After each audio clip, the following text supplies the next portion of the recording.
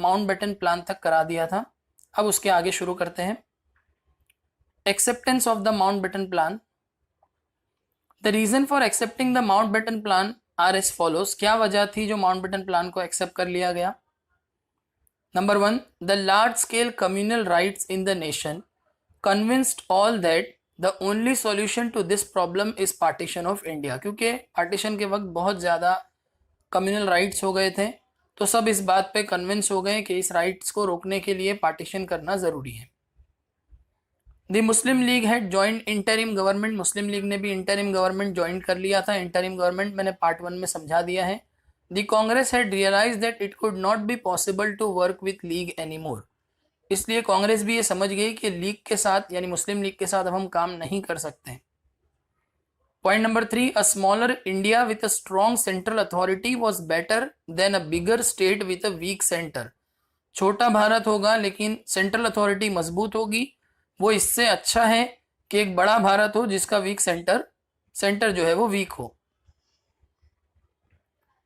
Point number 4, the continuation of British rule would mean a greater calamity for India as British were forcing the rulers of Indian states to remain independent.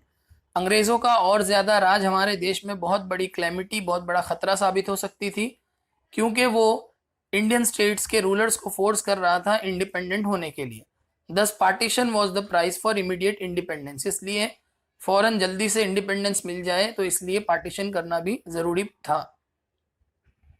The leaders felt that further delay in partition may lead the nation towards civil war। अगर और ज्यादा late किया partition में तो शायद भारतवर्ष में, भारत के अंदर जो है वो सिविल वॉर भी हो सकता है।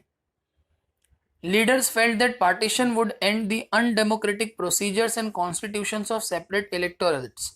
लीडर्स को ये लगा कि जो अंग्रेजों के अनडेमोक्रेटिक प्रोसीजर्स है और जो सेपरेट इलेक्टोरेट्स उन्होंने बनाए हैं ये खत्म हो जाएगा पार्टीशन के साथ, and then India can evolve as a truly secular and democratic nation. और उसके बाद इंडिया एक सेक्युलर और एक डेमोक्रेटिक नेशन बन के सामने आएगा। Clauses of the Indian Independence Act of 1947। Number 1, 2 new dominions. The country would be divided into 2 dominions. 2 देशों में कंट्री डिवाइड होगी, India and Pakistan. Pakistan would include Sindh, British Balochistan, north west frontier province, west Punjab and east Bengal. India would include the remaining territories. Pakistan में ये सारी जगह जाएगी और जो बची जगह वो सब इंडिया में जाएगी। Boundary commission was set up as per the plan to settle the boundaries of the 2 dominions. Boundary commission बनाई गई जो दोनों डोमिनियन की, दोनों देशों की बाउंड्री को सेटल करेगा। Point number 2, provision of partition. Bengal and Punjab would be divided if desired by the people. Very important, अगर वहां के लोगों ने चाहा तो बंगाल और पंजाब का डिवीजन होगा। The provincial assemblies would decide, यानी बंगाल और पंजाब की प्रोविंशियल असेंबलीज डिसाइड करेगी whether they wanted the division of the province और नॉट, कि वो प्रोविंस की डिवीजन चाहते हैं या नहीं। A plebiscite would be held in north west frontier province, यानी कि and Sylhet district in east Bengal, यानी कि नॉर्थ वेस्ट फ्रंटियर प्रोविंस और सिलहिट डिस्ट्रिक्ट जो बंगाल में, ईस्ट बंगाल में आता है, वहां पे वोटिंग होगी to determine whether they would like to join India और पाकिस्तान, ताकि पता चले कि वहां के लोग या वो लोग इंडिया में जाना चाहते हैं या पाकिस्तान में। लेटर बाद में north west frontier province join west and Sylhet district join east Pakistan. आगे चल के नॉर्थ वेस्ट फ्रंटियर प्रोविंस ने वेस्ट पाकिस्तान ज्वाइन किया और सिलहट डिस्ट्रिक्ट ने ईस्ट पाकिस्तान ज्वाइन किया। Point number 3, governor general for each dominion. There would be a governor general appointed by the British king on the advice of the cabinet of the concerned dominion till framing of the constitution। जब तक दोनों देशों का अपना अपना constitution नहीं बनता तब तक दोनों देशों के लिए गवर्नर जनरल अपॉइंट किए जाएंगे, जो ब्रिटिश किंग अपॉइंट करेगा दोनों देशों की कैबिनेट से एडवाइस लेकर। Point number 4 is constituent assemblies to serve as central legislature, यानी कॉन्स्टिट्यूएंट असेंबली लेजिस्लेचर का काम करेगी, सेंट्रल लेजिस्लेचर का। The constituent assemblies of both the dominions were to act as a central legislature with full power to make laws for their respective dominions। जिनके पास पूरा power होगा अपने अपने कंट्री के लिए लॉज बनाने का। Point number 5, end of jurisdiction of the British parliament. British parliament की सारी जो जुरिस्डिक्शन थी वो खत्म हो जाएगी। The legislative authority of British Parliament would come to an end from 15th August 1947. 15 अगस्त 1947 से ब्रिटिश पार्लियामेंट की जितनी भी अथॉरिटीज थी, लेजिस्लेटिव अथॉरिटीज, सब खत्म हो जाएगी. The titles like emperor of India and king of India were drop. ये टाइटल भी खत्म हो जाएंगे. All province of each dominion were to be govern as per the act of 1935. दोनों देश एक्ट ऑफ 1935 के अकॉर्डिंगली ही गवर्न होगा till the new constitution was frame, जब तक दोनों का नया कॉन्स्टिट्यूशन नहीं बनता. Governor general would have the power to modify और adopt government of India act by March 31, 1948. Governor general के पास पावर होगा कि वो मॉडिफाई करे या अडॉप्ट करे. किसको? गवर्नमेंट ऑफ इंडिया एक्ट को March 31, 1948 से पहले या तक.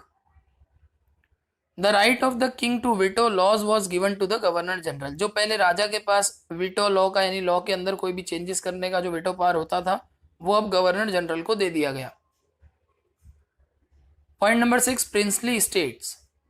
The princely states would become independent. Princely state भी इंडिपेंडेंट हो जाएगी. All treaties with the British would come to an end. जो भी उनके साथ ट्रीटीज, जो भी एग्रीमेंट हुआ था ब्रिटिश का प्रिंसली स्टेट्स के साथ, वो सब खत्म हो जाएगा. They would be free to join any of the dominion और रिमेन इंडिपेंडेंट. अगर वो चाहे तो इंडिपेंडेंट रहे, चाहे तो इंडिया को ज्वाइन करे, चाहे तो पाकिस्तान को ज्वाइन करे.